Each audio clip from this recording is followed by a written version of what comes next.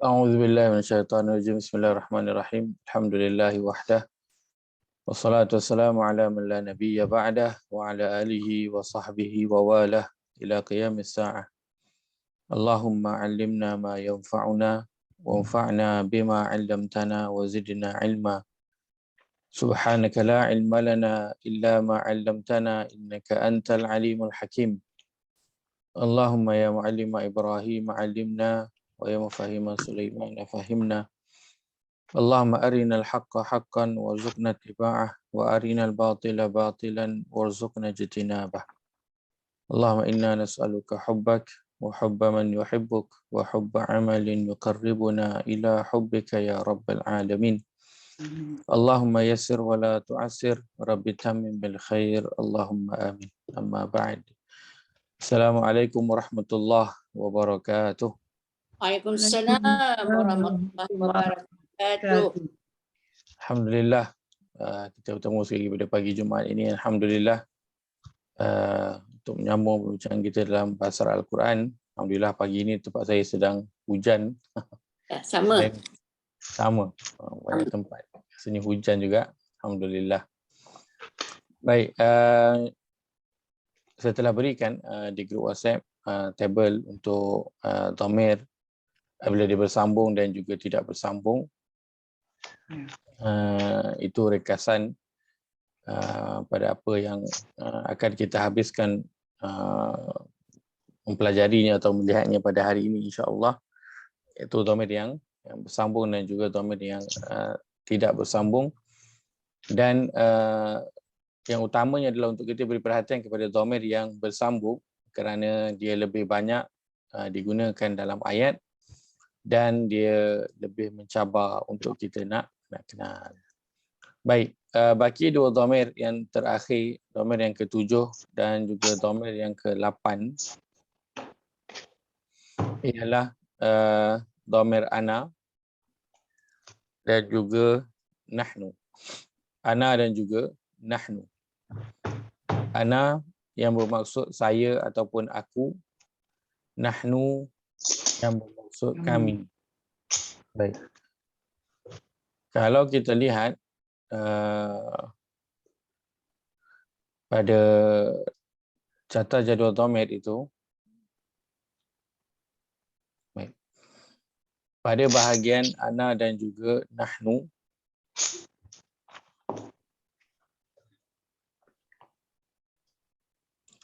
ada 3 bentuk dhamir ana ini apabila dia berada di hujung perkataan. Ada 3 bentuk. Pertama, bentuk asasnya ialah dia diakhiri dengan huruf ya dan huruf sebelum itu berbaris bawah.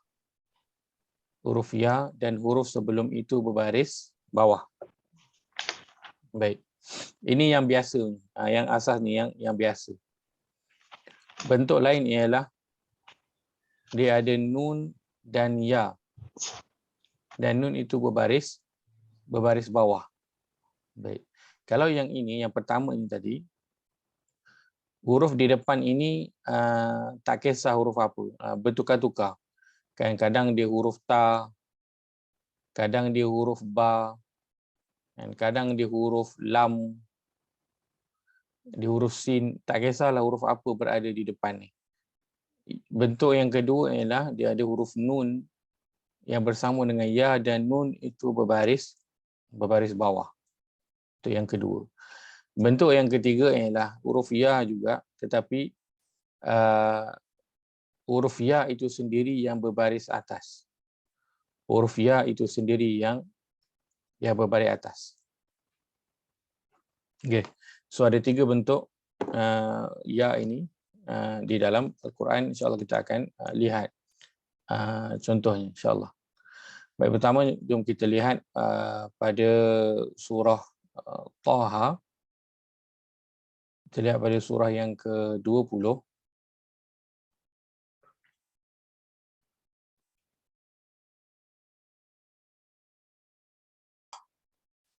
Pada muka surat 312.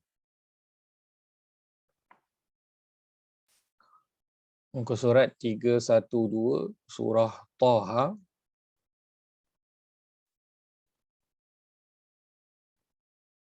Surah yang ke-20 kita nak melihat pada ayat yang ke-10.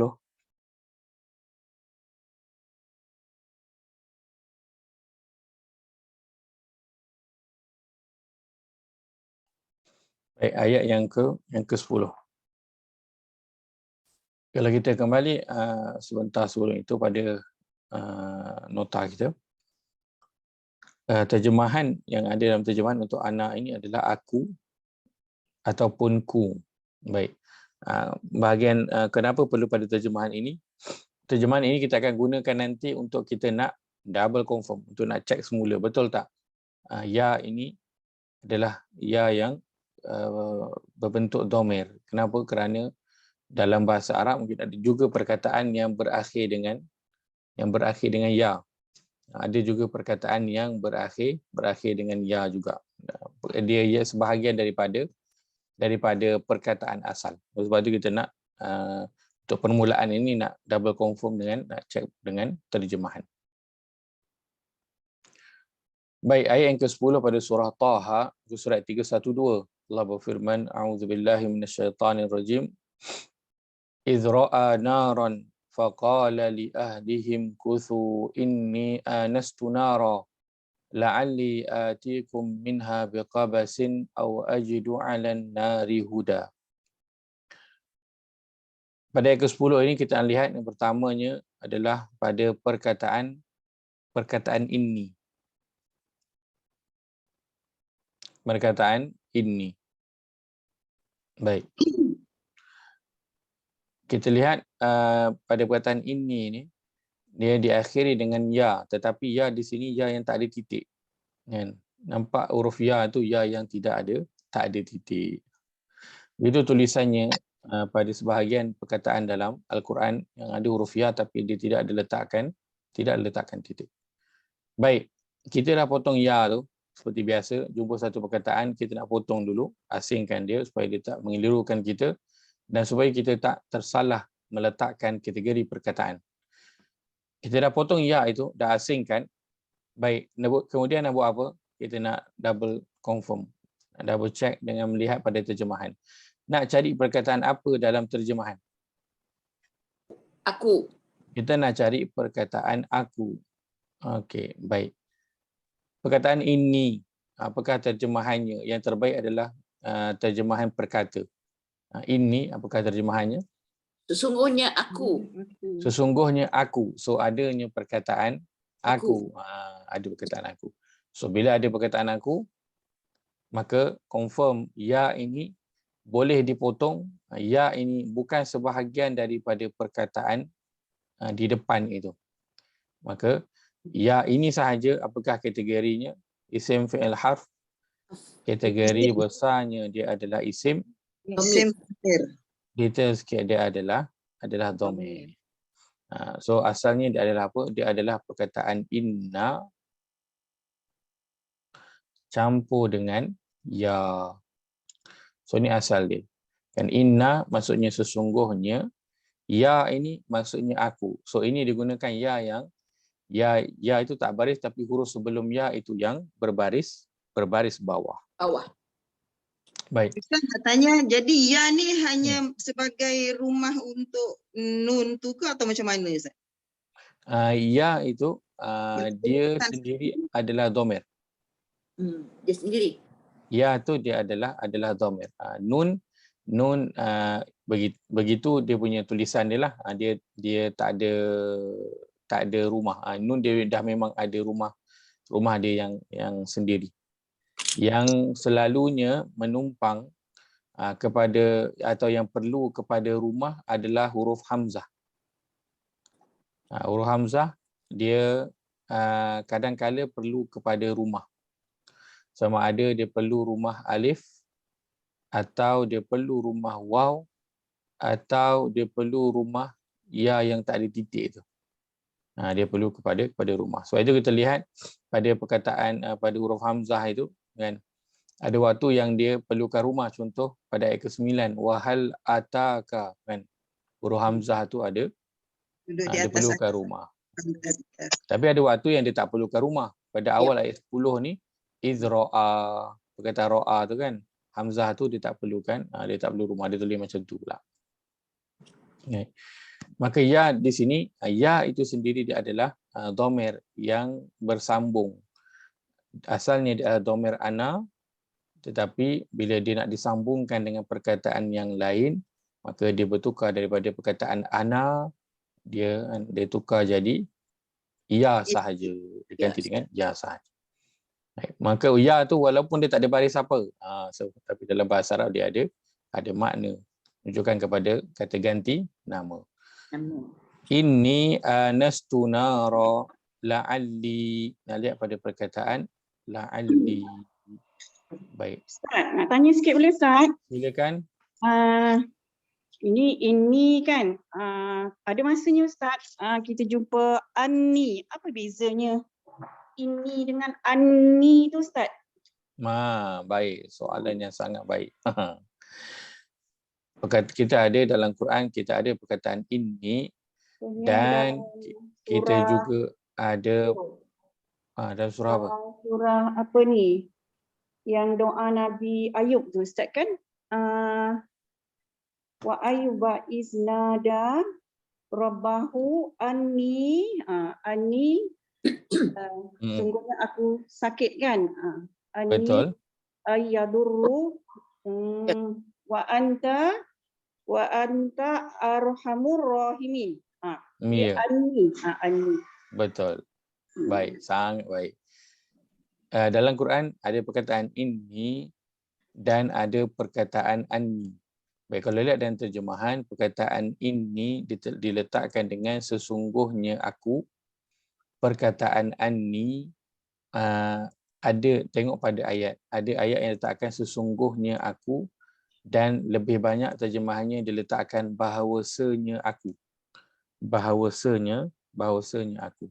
Baik, apa beza? Ini sebenarnya nanti kita akan belajar ke depan pada bahagian kata penegasan. Ini kedua-dua ini adalah bentuk kata penegas. Adalah bentuk kata penegas. Dari sudut terjemahan dia lebih kurang. Dari sudut terjemahan dia lebih kurang.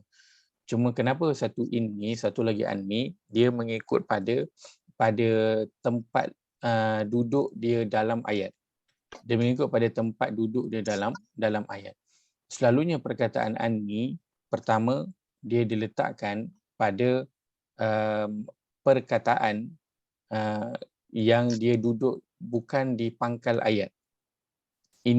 Anni dia diletakkan bukan di pangkal ayat. Berbeza dengan perkataan inni, dia selalunya digunakan untuk pangkal ayat. Anni dia sama ada dia di pertengahan ayat atau ada perkataan sebelum yang mendahului dalam ayat tu, maka digunakan perkataan anni. Ini selalunya dia digunakan untuk permulaan ayat. Itu yang pertama, beza antara inni dan juga anni. Yang kedua, bezanya adalah pada penegasan yang hendak disampaikan. Dan perkataan ini bunyinya itu lebih tegas daripada perkataan yang berbentuk anni. Ala kulli hal, secara umumnya kedua-duanya itu membawa maksud penegasan, cuma kadang tempat digunakan perkataan itu yang berbeza. Tempat digunakan perkataan itu yang berbeza. Jadi tak ada makna dia sama lah Ustaz. Kalau kita tersasul ini dengan anni tu dalam doa tak ada masalah lah Ustaz kan? Dari sudut makna tidak ada masalah kerana maknanya lebih kurang sama.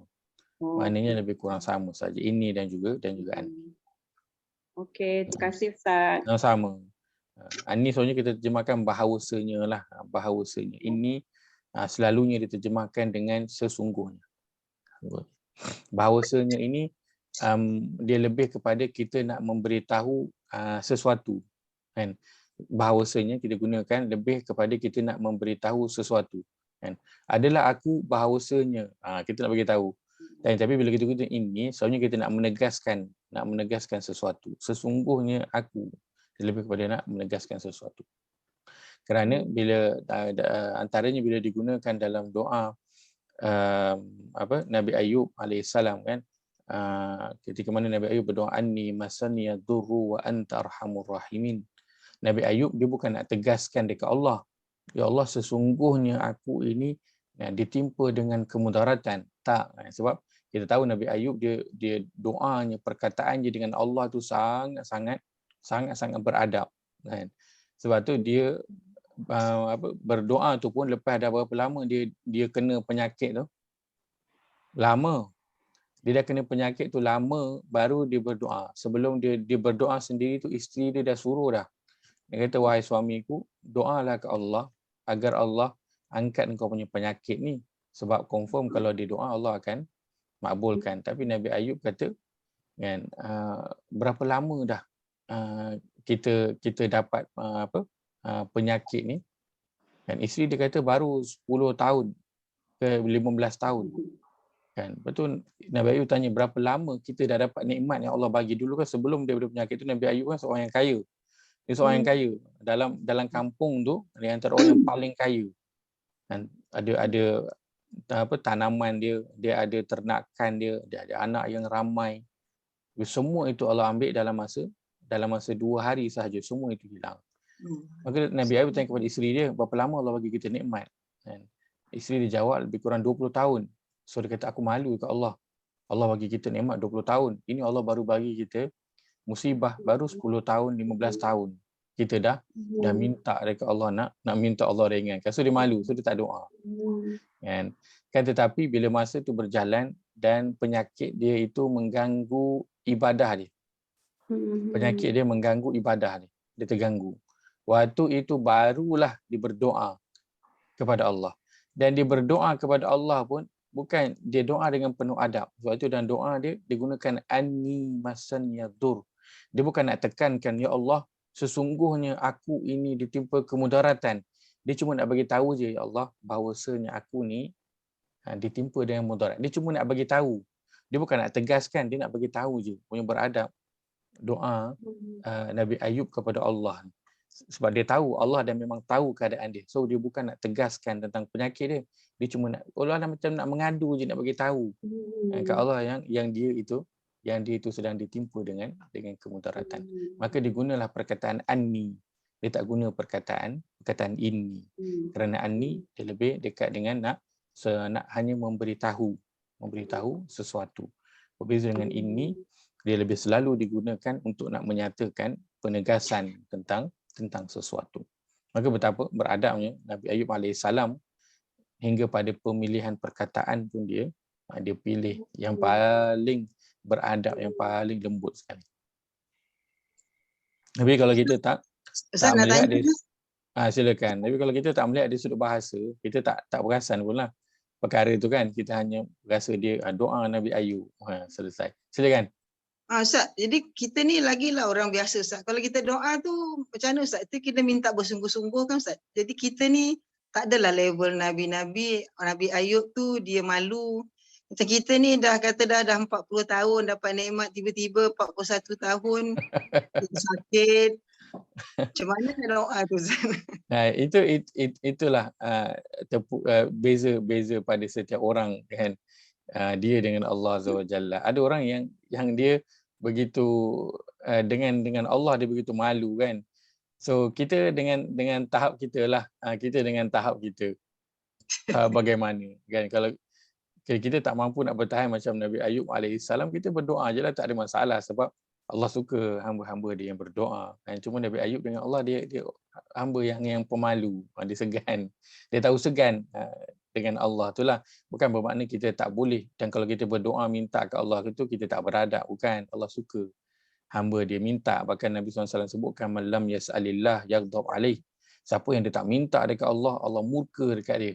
Allah marah dekat dia sebab dia tak minta. Kan? Maka Allah suka hamba dia minta dekat dia. Cuma kita dalam pada kita nak minta itu kita kena sedar juga bahawa nikmat Allah dah bagi dah banyak. Maka kurangkan merungut, plan nak guna nikmat yang dah bagi tu untuk apa dulu. Sebelum nak minta tambah nikmat lagi, apa yang dah ada tu dah plan tak? Dah guna tak dengan yang sebaiknya mengikut cara Allah, bukan ikut cara kita. Kadang kita guna ikut cara kita tu tak kena. Kita guna ikut cara Allah. So dah guna tak ikut cara Allah. So kalau kita dah guna, Maka mintalah yang baru. Minta lagi Allah tambah. Dan bila minta tu dah kena ada plan. Nak guna untuk apa? Yang nak guna untuk apa? Bukan tak boleh minta. Allah memang suruh untuk kita minta. Baik. Kita lihat pada perkataan la'alli. Kita tengok ada ya yang berada di belakang itu. Kita asingkan dia. Baik. Kemudian nak buat apa? Kita lihat dalam terjemahan, nak cari perkataan apa? Kita nak cari perkataan aku. Baik, la'alli. Apakah terjemahannya? Mudah-mudahan aku. Mudah-mudahan aku. Ada perkataan aku, itu je yang kita nak. Baik. Maka apakah kategori ya ini sahaja? Kategorinya adalah isim. Isim domain. Detail sikit dia adalah domain. Ya itu sahaja. Baik. Kenapa perlu kita nak semak? Kerana sudah tentu ada perkataan lain juga yang diakhiri dengan huruf ya. Kan? Contoh kalau kita ada perkataan sebelah pada itu atikum. Perkataan atikum. Baik. Kalau kita potong kum ini sebab dia adalah domair, maka perkataan ati dia berakhir dengan apa? Ya. Dia berakhir dengan ya. Ya. Kan? Ya. So bila kita potong dia itu, kita semak dalam terjemahan. Apakah terjemahan atikum? Datang kepada kamu. Datang kepada kamu. Baik, ada perkataan aku? Tak ada. Kamu saja. Tak ada perkataan aku. Tapi tengok macam ada huruf ya, betul tak? Ada huruf ya kat situ. Tapi terjemahan dia aku tak ada. So, kita tahulah bahawa ya ini di sebahagian daripada perkataan. So, kita boleh potong ke tak? Tak payah. Tak boleh potong. Tak boleh potong. So jangan boleh pening. So, sebab itu untuk permulaan ni kita nak bergantung banyak dengan Al-Quran, Quran terjemahan, sebab dia bantu kita untuk nak confirm yang kita potong tu adalah betul domer, sebab kita tak nak tersalah potong. Itu baik kalau kita ada Al-Quran terjemahan. Ustaz, Ya saya. boleh tak kita kata ya yang aku ni hanya di akhir perkataan? Ya yang aku ini hanya di akhir perkataan, boleh? Boleh. Dia memang berada di akhir perkataan sahaja.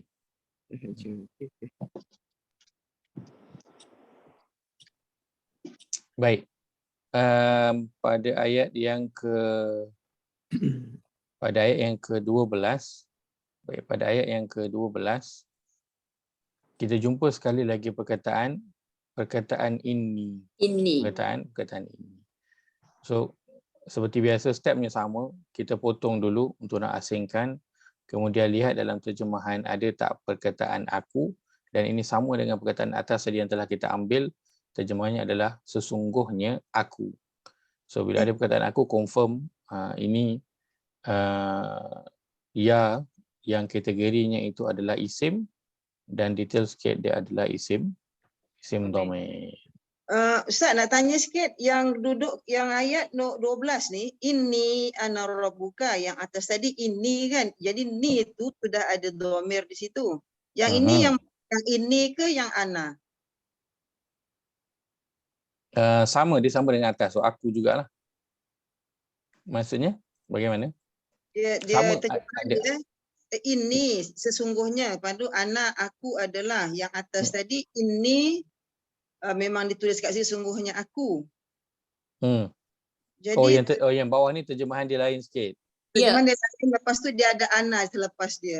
Terjemahan dia lain sikit sebab selepas daripada perkataan ini itu juga adanya perkataan ana. Ana maknanya apa? Aku. Maknanya aku. So ini ana ini dhamir yang dia bila tak bersambung bunyinya ana. Bila dia bersambung dia jadi bunyinya ya. Baik, beza yang atas tadi terjemahannya adalah sesungguhnya aku. Yang di bawah ini terjemahannya adalah sesungguhnya aku. Kalau ikutkan sesungguhnya aku. Lah, aku. Ana tu aku. Baik, terjemahannya kalau terjemahan ayat dia letakkan apa? Ini sesungguhnya ana aku adalah macam tu. Baik, sesungguhnya aku adalah. So perkataan aku tu ada berapa? Satu je. Ana. Dalam terjemahan biasa ada satu je. Okey, dia. kalau Tapi dalam teks Arab ada berapa? Dua. ada dua. Dalam teks Arab ada dua. Satu pada ya, Satu pada satu Nuh. pada ana. So terjemahan kalau kita terjemahkan per kata, dia akan jadi sesungguhnya aku Aku adalah. adalah Tuhanmu. Nuh. Baik. Oh. So kalau saya tanya soalan, kalau kita baca terjemahan dengan kita baca teks Arab yang kita tahu terjemahannya, ada perbezaan tak? Ada Ustaz, ada. Ada. Adat yang akhir ni maknanya penegasan aku tu dua kali. Penegasan aku tu adalah Dua kali. dua kali. Aku adalah. Baik. Jadi So bermaknanya kalau kita baca terjemahan biasa, ada boleh dapat tak bentuk penegasan tu? tak nampak, tak rasa. Tak rasa. Tak rasa. Kenapa? Adakah terjemahan tu salah? Tidak, Tak. tak salah. Tetapi Terjemahan tu. dia untuk orang umum dan pemahaman. Tapi Ya. kalau teks Arab ini baru kita tahu sebenarnya ada dua aku, maknanya penekanan di bawah ini lebih daripada yang atas. Ke atas ya. Baik. Maka kalau kita baca teks, kita baca terjemahan letakkan sesungguhnya aku adalah. Tapi kalau kita tengok pada teks Arabnya, sesungguhnya aku adalah Tuhan. Tuhanmu. So perkataan aku itu diulang dua kali dan antaranya menunjukkan kepada penegasan. Dan bentuk penegasan tu kalau lihat dalam terjemahan kita tak nampak, tapi kita boleh lihat apabila kita tengok pada teks Arab dia. So ini antara perkara yang kita akan lalui bila kita mula mengkaji Al-Quran dari sudut bahasa dia direct, bukan daripada terjemahan. Baik, maka pada ini ana, so memang ada dua, satu ya itu menunjukkan kepada dhamir aku. Begitu juga ana, ini yang menunjukkan kepada dhamir aku. So ini bila dia seorang-seorang, ini bila dia bersambung. Baik, kita lihat muka surat sebelah. Ayat yang ke-13.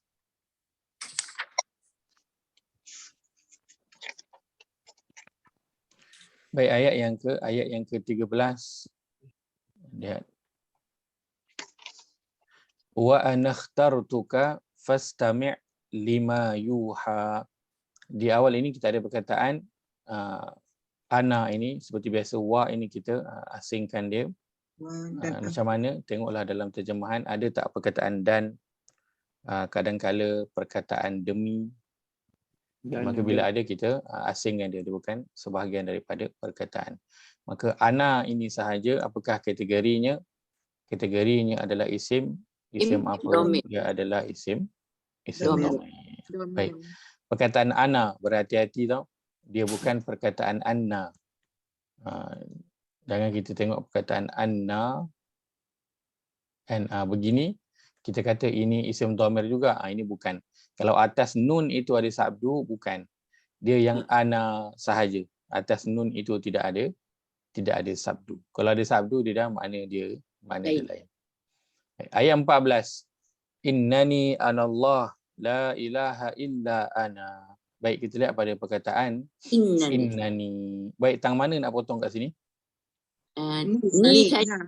Baik, seperti biasa jumpa apa perkataan pun nak cari dulu apa yang boleh dipotong. Pada perkataan innani yang kita nak potong bukan ya dia sahaja, tetapi nun itu sekali pun termasuk. Nun sekali pun termasuk. Baik, itu kalau kita lihat pada catatan yang saya dah kongsikan itu, kan, antara bentuk dia ini, yang tengah ni. Dia ada waktu yang dia nun itu sekali termasuk. Baik. Maka yang kita nak potong,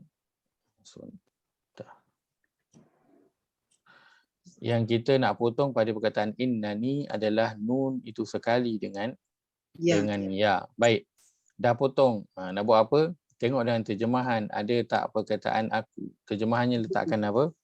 Sesungguhnya aku. Ada perkataan aku. So betul lah ni ini.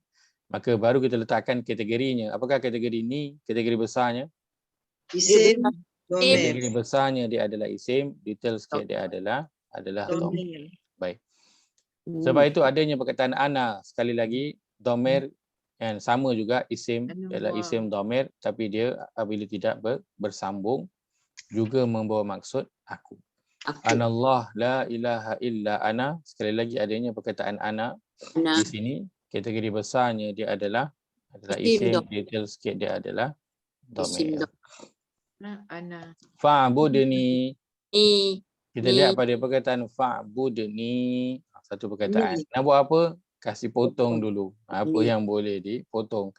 Nak potong apa? Kita potong ni yang berada di belakang. Bukan huruf ya sahaja, tetapi sekali dengan nun itu kita potong. Kerana itulah bentuk domer aku pada sebahagian tempat. Ada yang diletakkan ni, ada yang tidak diletakkan. Baik. Nak buat apa? Tengok dalam terjemahan ada tak perkataan aku. Fa'budni. Apakah terjemahannya? Maka sembah. Aku ya. Maka sembahlah aku. Ada perkataan aku. Settle. Maka ni ini apakah kategori besarnya? Isim Kategori Dhamir. besarnya dia adalah isim. Dhamir. Detail sikit dia adalah dhamir. Dhamir. Alhamdulillah. Wa aqimis salata li zikri. Baik, nak lihat pada perkataan li zikri. Nak Ya. tengok kat mana? Kita Ya. nampak ada ya yang berada di Ni. belakang tu, kita potong dulu. Dah Kalau potong dia- nak buat apa? Tengok terjemahan, ada tak perkataan aku. Li zikri, terjemahannya. Untuk mengingatku. Untuk mengingatiku. Ada perkataan ku di belakang tu. Maka betul lah ya ini dia bukan sebahagian daripada perkataan zikr yang di depan itu. Maka kategori besarnya adalah apa? Isim. Kategori besarnya dia adalah isim. Detail sikit dia adalah isim dhamir. InsyaAllah. Ustaz, Saya silakan. innani ana 3 kali Ustaz. Dua kali. Dua kali juga. Kan? Cuma in- bezanya apa? Bezanya di sini dia guna innani, yang depan tadi dia guna Inni. inni. Nah, innani ana. Innani dan juga inni. Ini Kan? So kalau saya sebut inni dengan Ha. innani, mana yang lebih jelas? Innani. Innani. Innani bunyinya lebih jelas daripada inni. Ini. Dalam bahasa Arab, kadang-kadang sebutan mudah dan juga susah itu juga diambil kira dan itu juga memberikan makna tambahan. Bila saya sebut inni dan juga innani, bunyi innani lebih tegas daripada Tegas. inni, betul tak? Ya. Inni itu dah penegasan dah, tapi bunyi inni dan innani, bunyi innani itu lebih tegas daripada inni. Maka salah satunya bila kita jumpa perkataan yang innani, dia membentuk penegasan, tapi penegasan yang lebih nak ditegaskan daripada perkataan inni. Ustaz nak tanya. Silakan. Jadi kat sini kita jumpa 3 bentuk Ustaz. Pertama ini, yang kedua inni ana, yang ketiganya innani ana. Betul. So yang kita lihat adalah pada huruf ya itu, dan ada ya yang dia ya saja tak ada baris, ada yang bersambung dengan nun yang berada di depan. Baik. So kita hanya belajar dhamir, tapi kita dah boleh nampak kan bentuk-bentuk tulisan dalam Al-Quran, kan? Dan itu semua memberikan kita apa? Memberikan kita rupa-rupanya ada makna-makna tertentu yang Allah nak sampaikan. Kita jumpa ada 2 dhamir yang bersebelahan. Innani ana ataupun inni ana. Lain macam dengan baca terjemahan. Teks Arab ada 2, so lain makna dia. Kita jumpa ada inni dan kita ada jumpa innani. Maknanya sama, sesungguhnya aku. Tetapi sebutannya berbeza. Maka bila sebutan berbeza, mesti ada sebab Allah letakkan satu inni, satu innani. Kalau tak, letak je lah semua inni ataupun letak je lah semua innani. Maka itulah semua bila kita belajar bahasa Al-Quran. So itu semua perkara yang kita nak lihat. Bukan setakat kita nak belajar, ini kata penegas. So kita pun buat ayat. Sesungguhnya aku dah makan. Inni akul. Settle. Dan apa maknanya dengan Quran, kita pun tak pasti. Penggunaannya dalam Quran guna bagaimana, kita pun tak tahu. Kenapa digunakan, kita pun tak terfikir untuk nak bertanya soalan itu. Untuk kita nak kaji lagi. So Kita belajar bahasa Arab, dia tak bagi kesan pun pada pemahaman kita terhadap Al-Quran, ataupun dia tak membuatkan kita berfikir pun tentang Al-Quran ini. So ini simple je kan. Hari ni belajar apa? Hari ni belajar domir je. Orang kata alah benda simple je tu. Tetapi banyak tak makna yang kita dapat? Banyak tak dibuka pandangan kita? Yang sebelum ni kita tak pernah fikir, dia hanya simple je, penggunaan domir aku je. Tetapi rupa-rupanya Al-Quran dia tak mudah dalam menggunakan domir itu. Ada maksud yang disampaikan dalam penggunaan domir itu. Dia bukan hanya simple guna aku. Itu je, tak. Al-Quran dia ada makna dia yang nak disampaikan dalam bentuk penggunaan domir itu sendiri. Maka bila dikaitkan dengan Al-Quran, setiap topik itu bukan setiap topik yang simple. Walaupun nak belajarnya itu simple. Ana adalah aku. Ya itu merujuk kepada aku. Tetapi bila masuk je dalam Quran, dia ada makna-makna yang berbeza, yang besar yang Allah nak sampaikan pada setiap ayat tu secara khusus. Kerana setiap ayat tu Allah pilih untuk guna domir yang bagaimana. Allah pilih. Tadi Allah pilih ini, yang ini Allah guna, Allah pilih innani.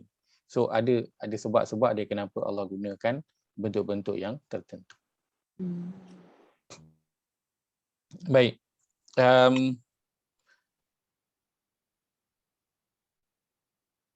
Kita nak lihat contoh lagi berkaitan dengan domir ana ni.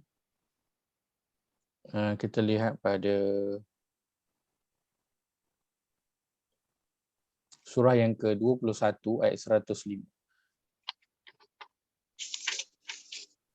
Ya, untuk domir ni mesti yang tiada baris ke usad. Tidak.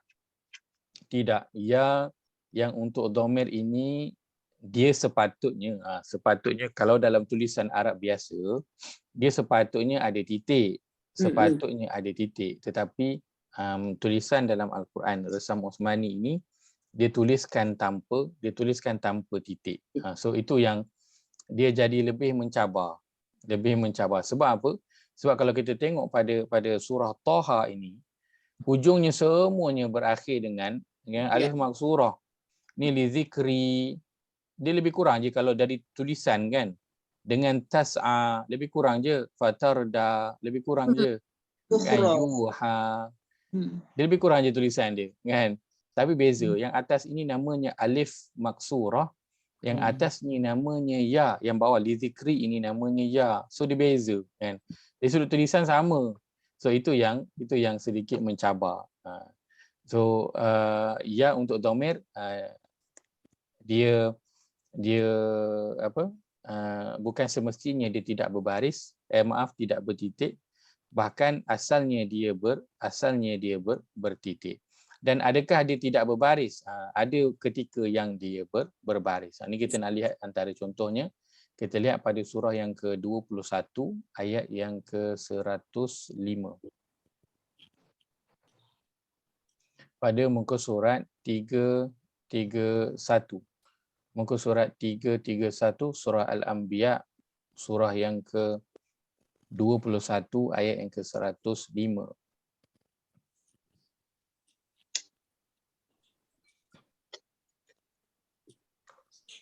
Baik. Allah berfirman, a'udzubillahi minasyaitonirrajim, wa laqad katabna fi zaburi min ba'di Zikr. Tak ada ya. maaf.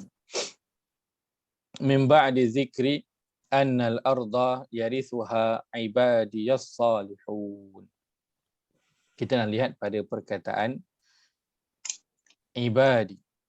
Baik, kita nampak di hujung ini adanya huruf ya yang berbaris atas, dan kalau kita lihat dalam carta jadual domir ini, kita lihat yang hujung ni,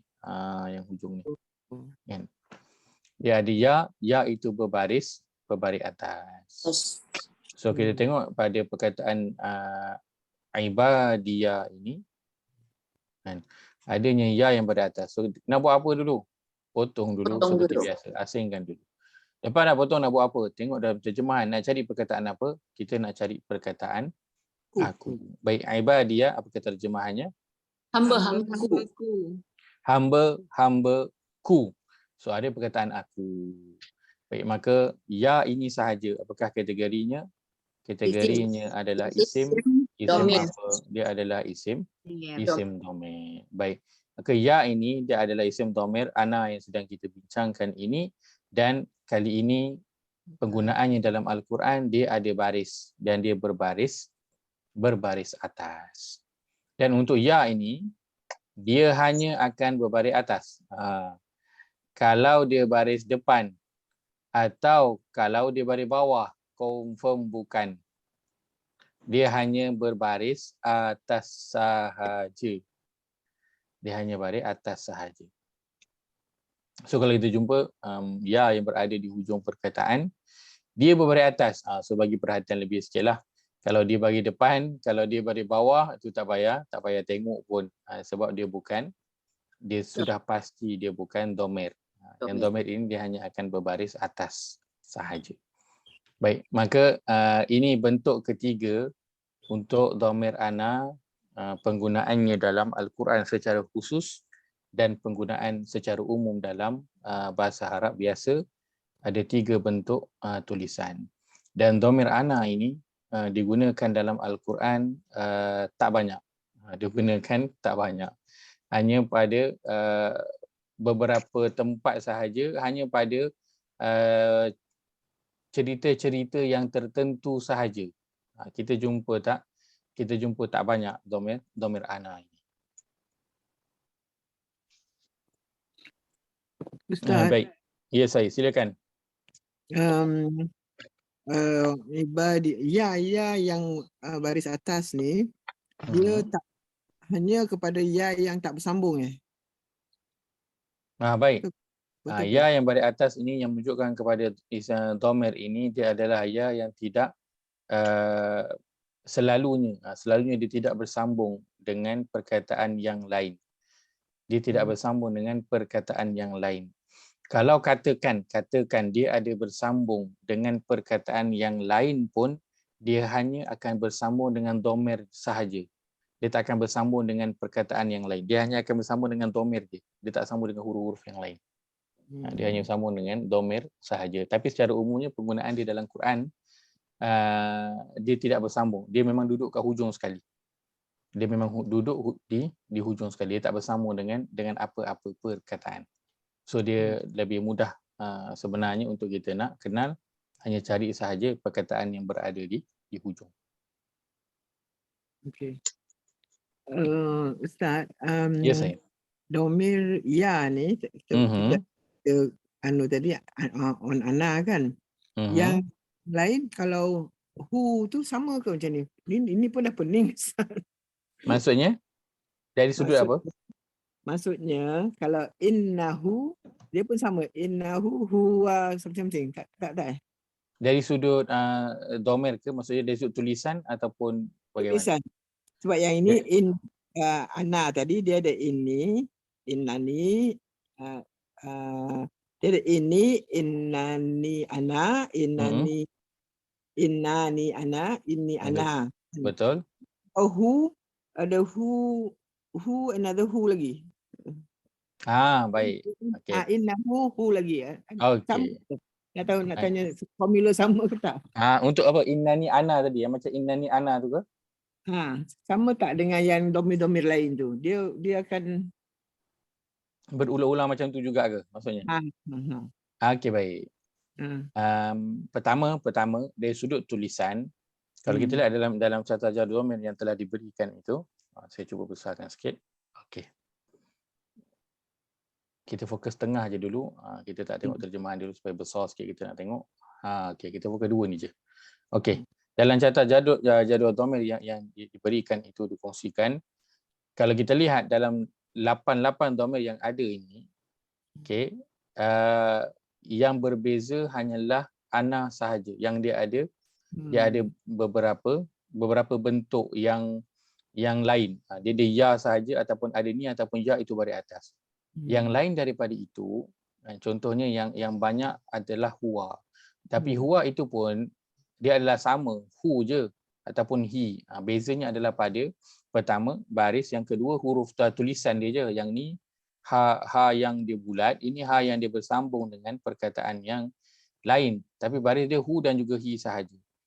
Beza dengan ana dia ada 3 bentuk yang berbeza. Dia ya, tapi sekejap ya tu tak ada baris. Sekejap ya tu nun dia yang berbaris, sekejap ya itu dia yang berbaris. Ini saja yang ada 3. Lain daripada itu, dia hanya ada bentuk yang begini je. Hu, hum dan juga him. Ini sahaja dia punya bentuk. Baik. Dari sudut contoh macam tadi kita ada innani ana. Kan? Untuk perkataan lain ada tak? Ada juga. Dia bergantung pada ayat. Sebab itu kita ada jumpa dalam Al-Quran Allah sebutkan contoh innahu huwal ghafur ar-rahim, kan? Innahu huwal ghafurur rahim. So kita dah ada di sini kita dah ada perkataan okay, kalau kita bariskan. Saya carikan contohnya dalam Quran supaya kita boleh nak bariskan dia dan nak potongkan dia lebih mudah. Kita lihat pada surah Al-Baqarah, surah yang kedua, ayat ke-37. Pada muka surat yang ke-6.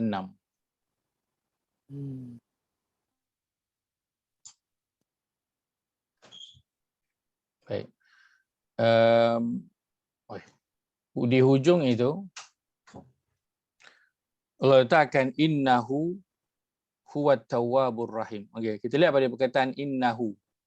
Apa nak buat? Pertama sekali kita potong dulu. Nak potong apa di sini? Kita nak potong hu yang berada di belakang tu.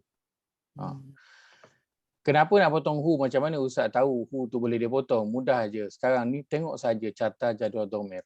Selak aje dah boleh nampak dah. Kenapa dia patut dipotong? Kerana dia adalah dhamir yang bersambung. Okey.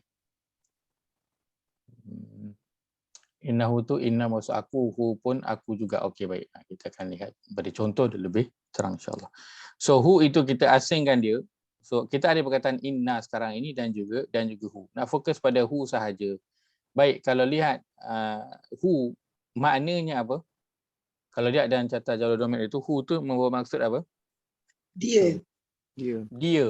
Okey, dia ataupun apa bila dia bersambung bunyinya apa? Sesungguhnya dia. Dia ataupun nya. So kita cari dua lah, dia, ia ataupun nya. Kan?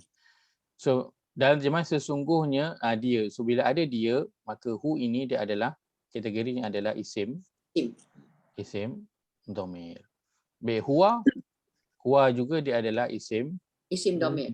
Isim dhamir. Kenapa dia yang duduk seseorang? Dua juga. Dua penegasan. Betul. Penegasan. So perkataan inna dia adalah maknanya sentiasa sesungguhnya. Sungguhnya. Bezanya yang berada di belakang. So belakang itu, sebab itu kita dalam Quran kita ada dengar innahu Ataupun kita ini. ada jumpa lagi tak bentuk yang lain? Pernah dengar tak perkataan innahum? Ada? Dalam Quran kita ada innahum. Dalam Quran kita ada perkataannya innaka. Innaka antal azizul hakim. Ataupun dalam doa lepas azan. Innaka la tukhliful mi'ad. So inna ni dia memang ada bersambung dengan, dia boleh bersambung dengan semua dhamir. Dan Al-Quran kalau kita tengok dalam Al-Quran, kan, dalam Al-Quran kita akan jumpa innahu. Dalam Al-Quran kita akan jumpa innahum. Dalam Al-Quran kita ada innaha. Kita ada innaka.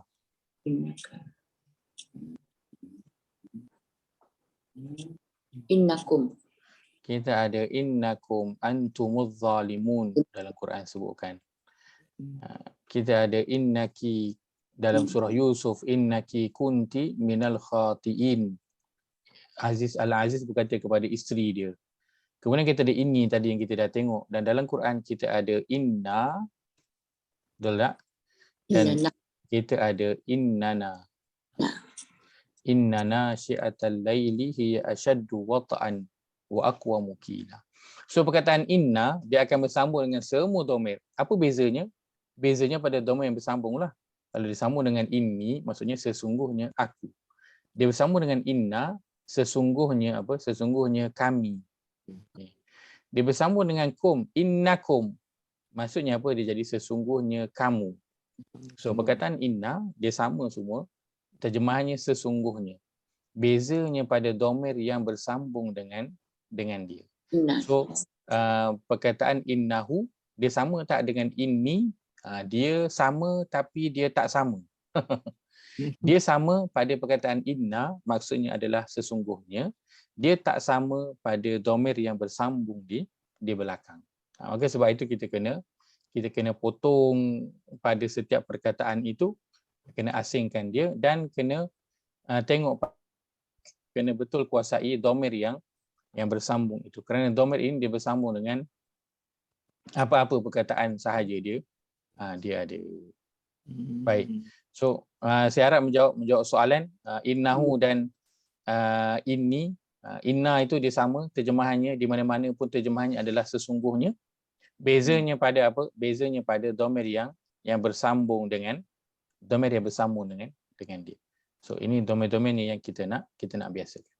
Baik, kita ada yang terakhir dhamir na. Dhamir. Boleh tak Ustaz? Silakan. Boleh, silakan. Tadi Ustaz ada bincang pasal yang li zikri pada alif maksirah tu kan.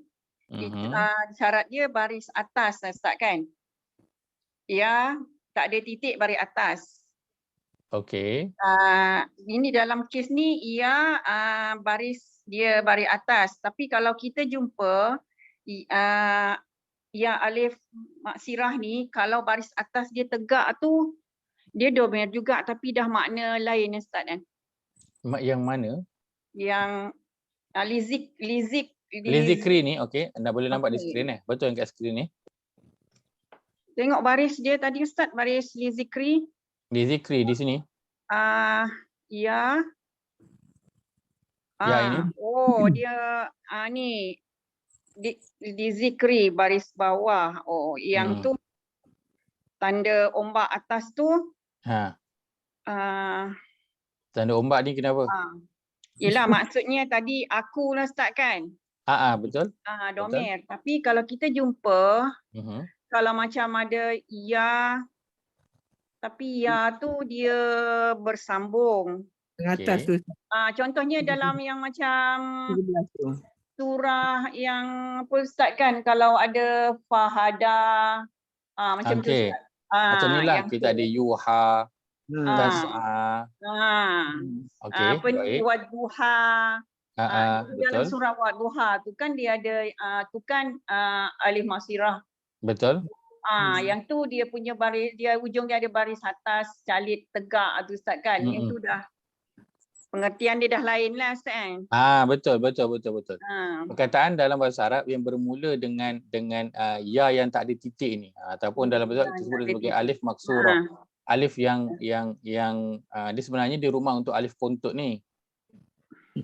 Dia rumah untuk alif yang pendek ni. Kan dia alif tu dia rumah untuk alif yang pendek ni. Dia maksurah. Baik. Jadi adakah dia ya yang dhamir aku? Jawapannya bukan. Kerana ya yang dhamir aku ini huruf sebelumnya itu dia berbaris bawah. Huruf sebelumnya itu dia berbaris syarat bawah. dia mesti berbaris bawah. Syaratnya dia selalunya dalam keadaan biasanya dia berbaris bawah. Dia dalam keadaan biasanya dia akan berbaris bawah. Baik. Dan dalam Quran memang banyak perkataan, bahkan banyak surah. Surah Taha, ini surah ke-20, dia berakhir semua majoriti dengan alif maksurah. Begitu juga dengan surah Maryam. Surah Maryam dia dengan tanwin dan juga ada sebahagiannya yang alif maksurah. Surah Ad-Duha, surah Al-Lail wal Laili idza saja. Dan semuanya berakhir dengan wan nahari idza tajalla. Semuanya berakhir dengan alif maksurah sama dengan yang begini. Maka adakah semua itu ya? Jawapannya bukan. Kerana kalau dia ada terjemahan, itu antara gunanya terjemahan tak adanya perkataan aku pada terjemahan tersebut. dan yang awalnya ialah selalunya sebelum huruf ya itu dia berbaris bawah. Tapi ada tak yang dhamir ya sebelumnya baris atas? Dalam penggunaan bahasa Arab biasa ada digunakan, tapi dalam Al-Quran setakat ini wallahu a'lam belum ada lagi selain daripada dia yang berbaris bawah. So, huruf sebelumnya itu dia akan berbaris bawah. So sebab itu kita akan double confirm. Lihat pada terjemahan ada tak perkataan aku. Sebab dia banyak sangat perkataan dalam Quran ni yang berakhir dengan yang macam ya juga, sebab di zikri dia ya tapi tak ada titik. Kan? Yang tas'a ayat 15 ini kita tak panggil dia ya, kita panggil dia alif maksura, tapi kalau tengok tulisan sama je, tak ada beza. Fatarda kan, fatarda ayat 16 ni dengan li zikri kalau tengok tulisan sama je tulisan dia. Tetapi maknanya berbeza. Yang ini ya dia ada makna aku, ya dia sahaja ada makna. Yang ini ya dia sahaja tak ada makna kerana dia sebahagian daripada perkataan. So nak buat apa? Senang je, tak payah pening-pening. Tengok je terjemahan, ada tak perkataan aku, ada jalan, tak ada tinggal. Itu je. Kita tak payah pening-pening sangat. Boleh? Ada soalan? Terima kasih Ustaz. Sama-sama. Baik, dhamir yang terakhir, dhamir nahnu ataupun na ini, nahnu ataupun na. Ini adalah dhamir yang paling banyak sekali. Ini top 3 lah. Selain dia, na ini dan juga hum. So ini na ni sangat banyak digunakan dalam Al-Quran. Sangat-sangat banyak. Baik. Kalau kita lihat perkataan na ini yang kita nak fokuskan di awal ini. So ini nak minta beri perhatian sikit. Yang nak difokuskan di awal ini untuk kita nak kategorikan dia sebagai dhamir. Baik. Adalah apa? Adalah na yang berada di akhir perkataan tetapi huruf sebelumnya itu adalah huruf yang berbaris. Sama ada dia baris atas, dia baris bawah ataupun dia berbaris depan. Kenapa? Kerana kita akan jumpa dalam Al-Quran dua bentuk na. Satu na yang huruf sebelumnya itu berbaris, satu lagi na yang huruf sebelumnya itu berbaris sukun. So ada dua bentuk. Ada dua bentuk. Satu contoh, saya berikan contoh perkataan inna anzalna fi lailatul qadr. Na ini berada di akhir perkataan tak? Ya, dia berada di akhir perkataan. Huruf sebelumnya itu sukun. Kan? Dalam Quran dia ada juga perkataan yang berakhir dengan na juga.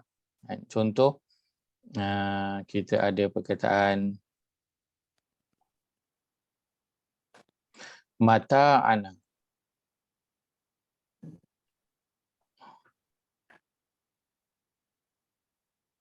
Dalam surah Yusuf kan ada perkataan mata'ana. Jadi kita akan lihat contoh dalam Quran. Mata'ana. Baik, perkataan mata'ana dia berakhir juga dengan nun alif, tetapi bezanya apa? Bezanya huruf sebelumnya itu berbaris. Huruf sebelumnya itu berbaris. So ini dua bentuk penulisan perkataan na dalam Al-Quran. Baik, yang kita nak fokuskan di awal ini untuk dimasukkan dalam kategori dhamir adalah bentuk yang ini. Nun alif yang berada di akhir perkataan dan huruf sebelumnya itu adalah huruf yang berbaris. Adapun nun alif di akhir perkataan, huruf sebelumnya ini sukun, kita nak buat apa? Kita nak hold dulu. Kita hold dulu kejap. Boleh So kalau kita jumpa nun alif di akhir perkataan, sebelumnya itu huruf sukun, kita hold dulu. Maksudnya kita tak potong dulu. Kita hold dulu bentuk perkataan yang begini. Yang kita nak potong dan asingkan adalah nun alif yang berada di akhir perkataan dan huruf sebelumnya itu adalah huruf yang berbaris, sama ada baris atas, bawah ataupun depan. Baik. Boleh clear setakat ni? Boleh, insyaAllah. Boleh? Okey, so itu 2 pesan. Ini kita nak asingkan dulu untuk permulaan. Okay. Kita lihat pada contoh. Dan sebenarnya kalau kata, silakan. Sebenarnya walaupun kita lihat nanti pada kedua-dua ini, maksudnya na di akhir perkataan sebelumnya ada baris ataupun sebelumnya itu sukun, dalam terjemahan kedua-duanya akan ada perkataan kami sama. Dalam terjemahan kedua-duanya akan ada perkataan kami. Tapi kita hold dulu bentuk yang begini, kita nak proceed dulu yang ini. Kita nak ambil dulu yang ini. Yang ini kita hold dulu kerana nanti bentuk perkataannya itu berbeza. Bentuk perkataannya itu berbeza. So kita nak hold dulu. Baik. Kita lihat contoh. Kita ambil pada surah, tadi kita tengok pada surah Al-Anbiya. Ni boleh ambil pada surah mana-mana pun sebab dia sangat-sangat banyak. Okay.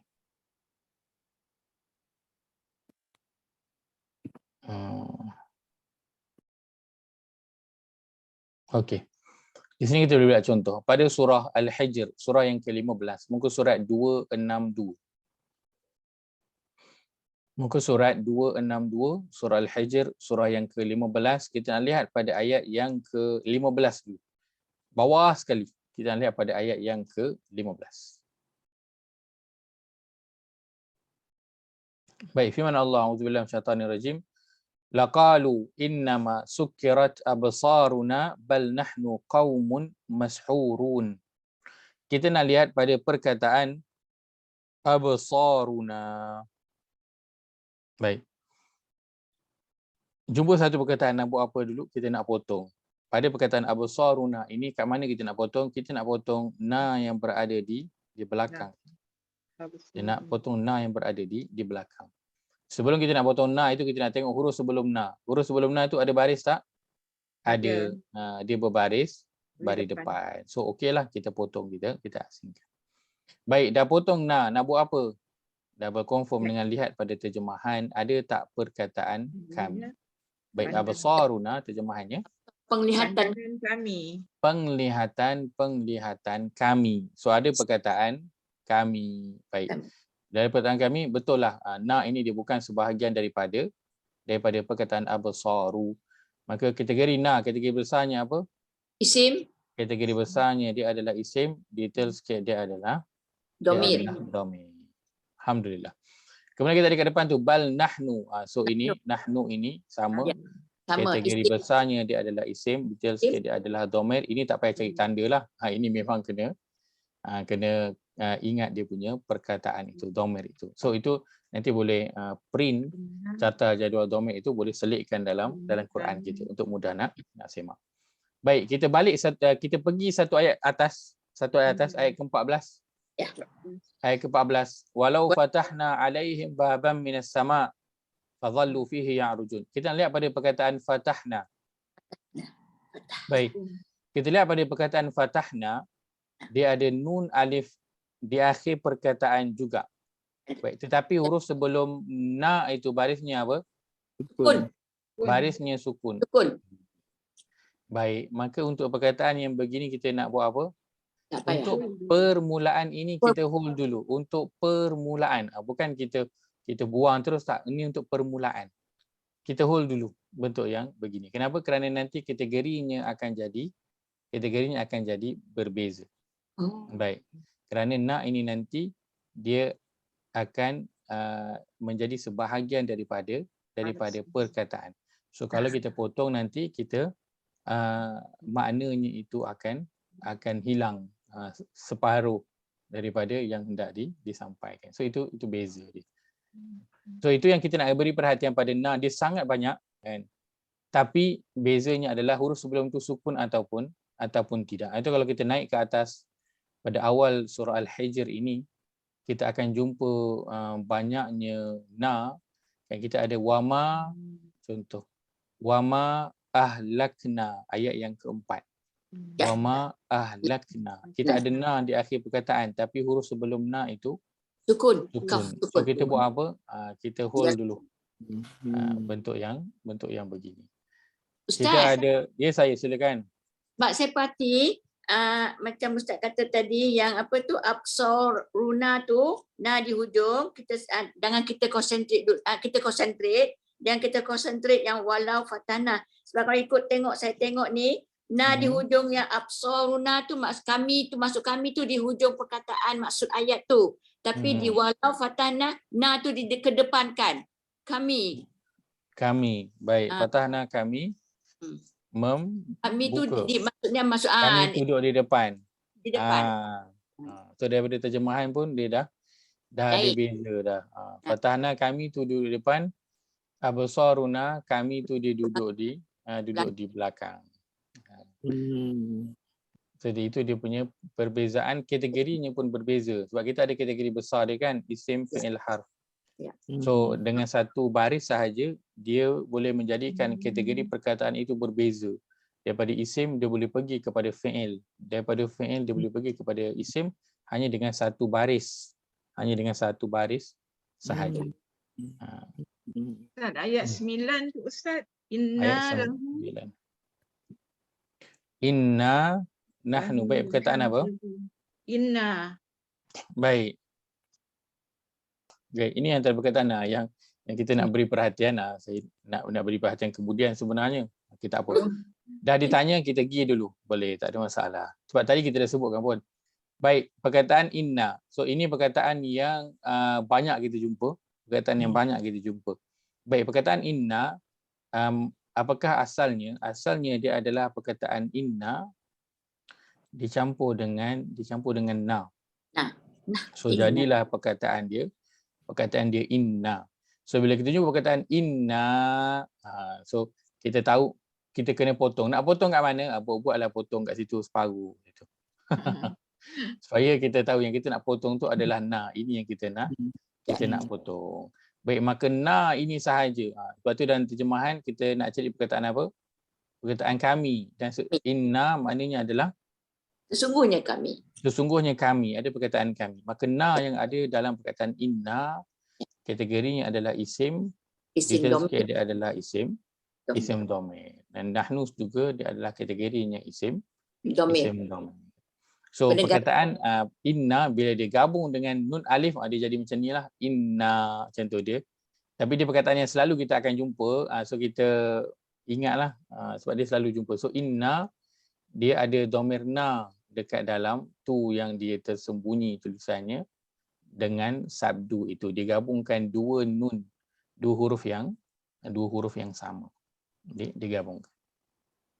Ustaz, inna tu dua nun. Na tu satu. 3 nun lah jadinya. Inna ni. Dia ada tiga nun. Cuma tulisan dia gabungkan inna dan juga na menjadi inna saja. Dia tak jadi innana.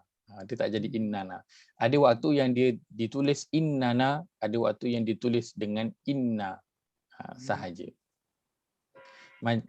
Macam perkataan Ustaz, kalau yang inna tadi Ustaz, kalau dia ada baris mat tu, dia jadi panjang kan Ustaz? Tapi dia mengubah makna tak kalau dia macam inna yang ini? Dia memang ada huruf mat inilah, so memang kena panjang lah. Tak, yang ini baru mat asli kan? Kalau dia ada yang atas tu. Yang ada mat jaiz tu. Yang ada mat jaiz tu. Itu tajwid. Itu tajwid. Sebab apa? Kalau ada yang baris. Makna tak berubah. Okey. Makna tak berubah. Makna tetap sama. Bezanya pada hukum tajwid sahaja. Baik. Banyak yang Ustaz, mat jaiz tu memang semua makna tak berubah. Semua makna tak berubah. Betul? Semua makna tak berubah. Tanda yang untuk panjang tu, yang untuk mat jaiz tu, itu semua tanda untuk berkaitan hukum tajwid dan dia tidak berubah apa-apa makna. Nak cari kejap. Ada na tapi yang sebelumnya itu bukan.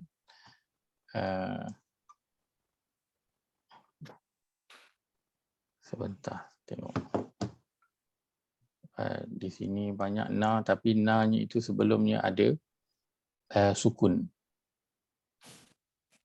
So itu yang saya nak highlightkan, kita kena lebih berhati-hati sebab banyaknya na itu sebelumnya sukun. Kita ada faja'alna. So na itu sebelumnya sukun. Wa amtarna. Sebelum na itu dia sukun. 21 Ustaz, indana. Ya. Ayat 21 indana. Indana. Surah Al-Hijr ini ke? Ya, ya. Surah Al-Hijr ayat ke-21. Betul. Baik, ayat ke-21. Betul ke? Baik, tanya saya betul ke? Saya kena tanya betul ke? Baik, kita ada perkataan indana. Wa in min syai'in illa indana. Kita ada perkataan indana. Kita lihat ada nun alif di akhir perkataan. Kita nak potong dia, tapi sebelum tu kita nak pastikan huruf sebelum tu barisnya apa. Dan huruf sebelum na itu barisnya berbaris atas, so bolehlah kita potong dia. Baik, lepas dah potong nak buat apa? Lihat pada terjemahan ada tak perkataan kami. Baik. Indana, apakah terjemahannya? Di sisi kami. Di sisi kami. Baik, adanya perkataan kami. So, na ini kategori, barulah kita letakkan kategorinya. Kategori besarnya dia adalah isim. Detail sikit, dia adalah isim. Dia adalah isim dhamir. Okay, baik. Jom kita lihat surah Al-Baqarah ayat yang ke-25. Ayat yang ke-32 sebelah.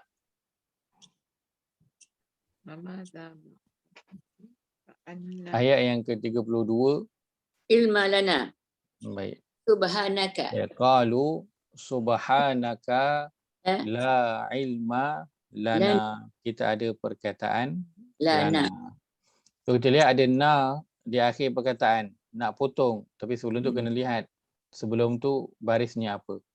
Sebelumnya baris atas bukan sukun. So bolehlah kita potongkan na itu. Baik, na. Kita tengok sini ada pula ombak dekat na ni. Kenapa? Kerana selepas itu dia ada huruf hamzah. Maka dia muncul sebab hukum tajwid. Baik, na dalam terjemahan kita nak cari ada tak perkataan kami? Ada. Bagi kami. Terjemahannya bagi kami. So letakkan kategori na ini, kategori besarnya dia adalah isim, detail sikit dia adalah dhamir. Illa ma 'allamtana. Perkataan 'allamtana. Kita lihat ada na di akhir perkataan, nak potong. Tapi sebelum tu nak tengok dulu huruf sebelumnya itu baris apa. Baris atas. Kita tengok baris atas. So okey, kita bolehlah potong na ini. Asingkan dia dan lihat dalam terjemahan ada tak perkataan kami? Ada.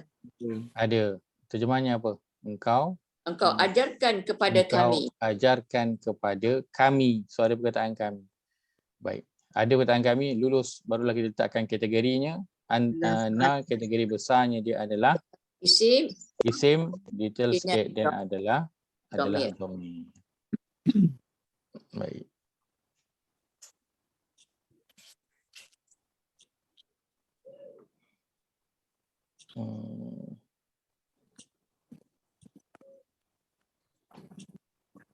Okey. Ayat yang ke-39 surat sebelah. Ayat ke-39 surat sebelah, walladzina kafaru wa kadzabu biayatina. Baik, tadi biayatina. Kita tengok ada na berada di belakang. Nak potong, sebelum potong na ini nak perhati dulu huruf sebelum tu barisnya apa. Berbaris dan dia berbaris bawah. So bolehlah kita potong. Baik, dah potong, lihat pada terjemahan. Kita nak cari perkataan kami. Baik. Ada? Ada kami. Ada.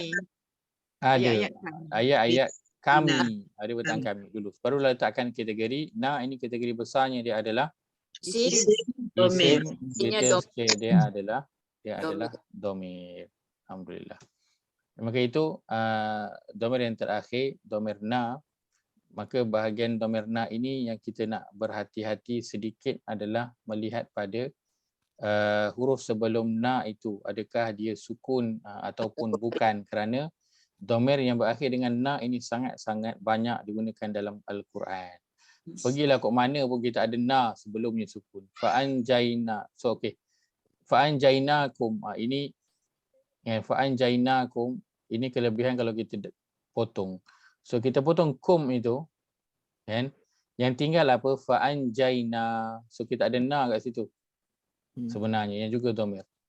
Tapi sebelumnya itu huruf sukun. Kita ada wa ada na tapi sebelumnya sukun. Kita ada aghraqna tapi sebelumnya sukun. So ini semua yang kita nak kena berhati-hati.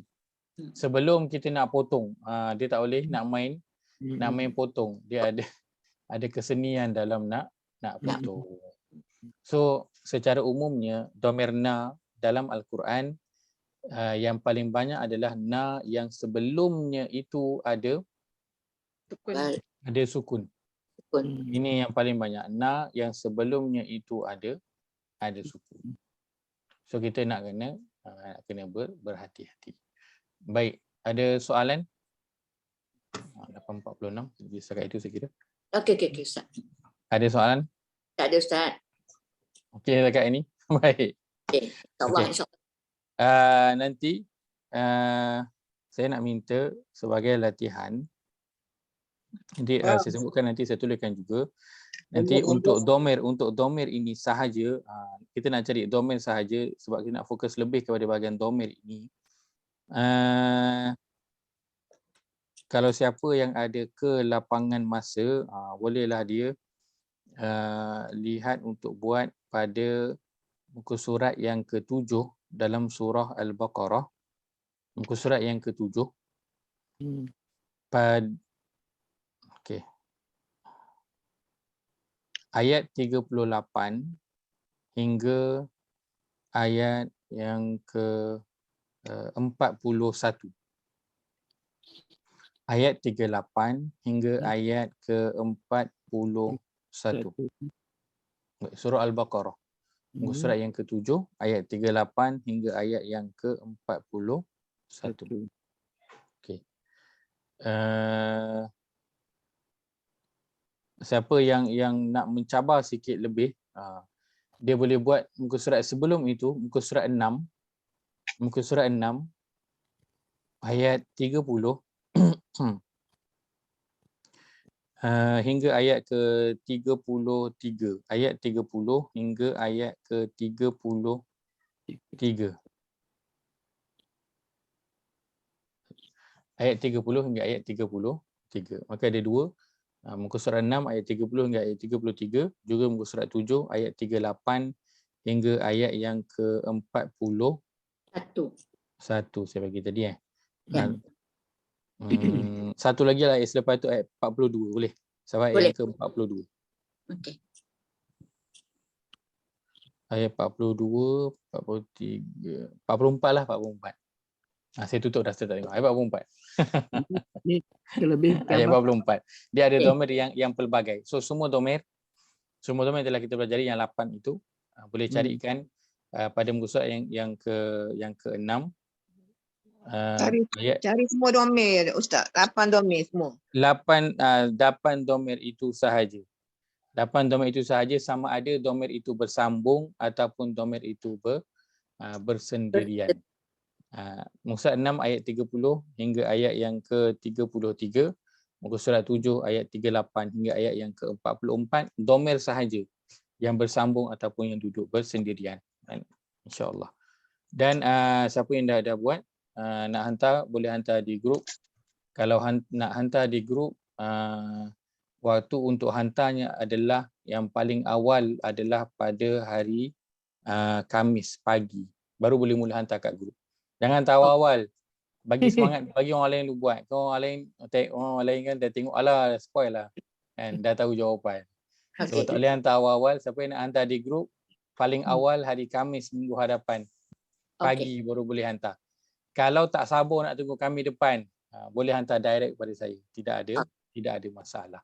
Kalau tak ada homework, saja-saja je nak buat, pun boleh hantar pada saya untuk saya makan. Tidak ada masalah. Ada yang buat dan saya sangat berbesar hati untuk nak bantu semak. Baik, itu saja sebab kongsikan pada pagi ini. Moga ada manfaat dapat diambil. Aku qauli hadza wa astaghfirullahal azim li wa lakum.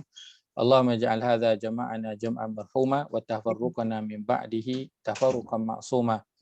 Allahumma inna na'udzubika min 'ilmin la yanfa' wa min qalbin la yakhsha' wa min nafsin la tashba' wa min da'watin la yustajabu laha.